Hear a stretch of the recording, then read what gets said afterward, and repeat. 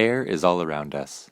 When the air we breathe contains harmful chemicals and substances, it can significantly impact our ability to work, learn, play, and lead healthy lives. This three-part video series will provide you with information, resources, and tools related to sources and impacts of air pollution, accessing and understanding air quality data in your neighborhood, and air quality education and advocacy. The My Air, My Voice video series is a part of Sacramento Neighborhoods Activating on Air Quality, or SNAQ for short. SNAQ is a project run by a group of local nonprofits that seek to partner with community-based organizations, residents, and businesses in the Oak Park and Old North Sacramento Norwood areas to help monitor their air quality, develop a plan to reduce pollution, and improve public health.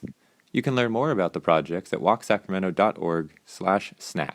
Special thank you to our partners at the California Air Resources Board for making this work possible.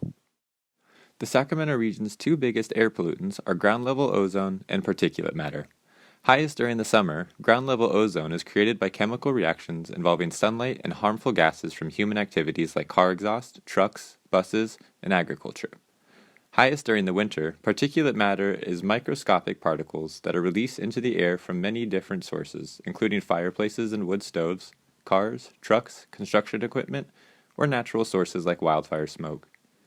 Residents of Oak Park and Old North Sacramento are exposed to higher levels of these pollutants due to racist decisions on how the land is used. These decisions include building highways, roads, and industrial areas next to these two neighborhoods and other communities with large populations of low-income, Black, Indigenous, and people of color. The disparities in air quality and health can be seen in these existing conditions graphics. When pollutants like ground-level ozone and particulate matter get into our lungs from the air we breathe, it can have short and long-term consequences for our health, such as coughing, eye irritation, headaches, and developing respiratory diseases like asthma. Air pollution can impact more than just our physical health. Air pollution can also lead to poor mental health, economic, and educational outcomes.